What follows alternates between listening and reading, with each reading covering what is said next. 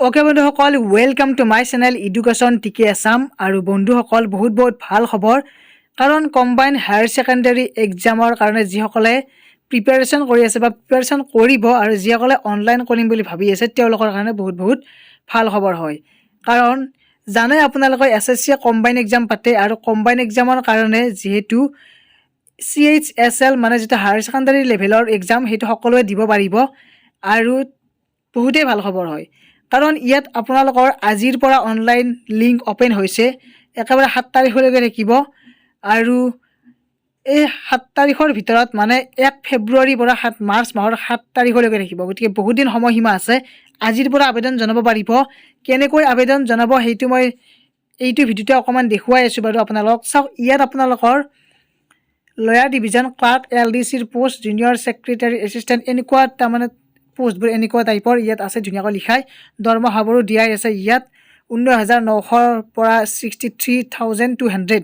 চ' এনেকুৱাকৈ দৰমহাখিনিও দিয়াই আছে। বাৰু দৰমহা পিছত হ'ব, প্ৰথমতে পৰীক্ষাটো দি ল'ব লাগিব। হায়াৰ ছেকেণ্ডাৰী লেভেলৰ পৰীক্ষা হয়, গ্ৰেড 3 পোষ্ট পাই যাব ইয়াত।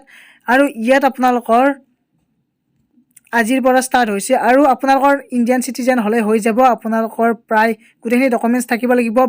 নাম ৰেজিষ্টাৰ কৰা যিখন কাগজ আছে এমপ্লয়মেণ্ট এক্সচেঞ্জ, সেইখন লাগিব, ভেলিড হ'ব লাগিব।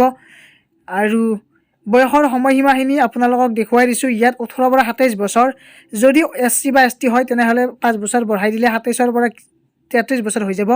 OBCখিনি হ'ব 30 বছৰলৈকে ৰাখিব। এনেকুৱাকৈ PWD 10 বছৰ, PWD OBCৰ 13 বছৰ, PWD STৰ 15 বছৰ, এক্স ছাৰ্ভিচমেন 3 বছৰ। চ' এনেকুৱাকৈ আপোনালোকৰ থাকিব, আৰু এইখিনি মেইন হয়।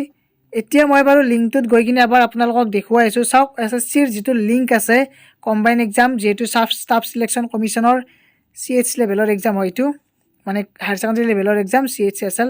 আৰু ইয়াত আপোনালোকৰ ইয়াত নটিচখন দেখিলে গম পাব, 1 ফেব্ৰুৱাৰীৰ দিনা প্ৰকাশ পাইছে। আৰু ইয়াত আপোনালোকৰ এই লিংকটোত গ'লে আপোনালোকৰ যদি আগতে এপ্লাই কৰিছিলে তেনেহ'লে ডাইৰেক্ট ৰেজিষ্ট্ৰেশ্যন নম্বৰ আৰু পাছৱৰ্ডটো বহাই কিনে আপোনালোকে অপেন কৰিব, তাৰপিছত কেপচা কোডটো বহাই কিনে আপোনালোকৰ লগ ইন কৰিব। মই এবাৰ লগ ইন কৰি দেখুৱাই আছোঁ বাৰু। লগ ইন কৰাৰ পিছত এনেকুৱাকৈ আহিব। আপোনালোকৰ ওপৰত দেখিছে যে combine higher secondary level exam, আৰু ইয়াত আপোনালোকৰ এই যে তলত কাষত এপ্লাই বুলি আছে, এপ্লাইত ক্লিক কৰিব। এপ্লাইত ক্লিক কৰাৰ লগে লগে আপোনালোকৰ এপ্লাই কৰিব পাৰিব, আৰু ইয়াত আপোনালোকৰ ডিটেইলছখিনি আহিয়ে যাব যদি আগতে লগ ইন হৈ আছিল। চ' গোটেইখিনি ডিটেইলছ আহি যাব। ইয়াত জাষ্ট আপোনালোকৰ ইয়াত এক্সামিনেশ্যন চেণ্টাৰ চিলেক্ট কৰিব লাগিব। ফাৰ্ষ্ট প্ৰিফাৰেঞ্চ, ছেকেণ্ড প্ৰিফাৰেঞ্চ এনেকুৱাকৈ দিব লাগিব। তাৰে পিছত আপোনালোকৰ medium of test, English, Hindi কোনটো টেষ্ট দিব সেইটো দিলে হ'ল। তাৰে পিছতে এইখিনি আপোনালোকৰ চাই ল'ব, এইখিনি নো দিব, নোৱে হ'ব বেছিভাগ, কাৰণ কোনেওতো এতিয়া চাকৰি কৰি থকা নাই, গতিকে সেইকাৰণে নো হ'ব। ডিটেইলছখিনি আহি যাব। আৰু ইয়াত আপোনালোকৰ হাইস্কুল কোৱালিফিকেশ্যন কি এইটো দি ল'ব। তাৰে পিছত আদাৰ কোৱালিফিকেশ্যন আছে যদিও দি ল'ব।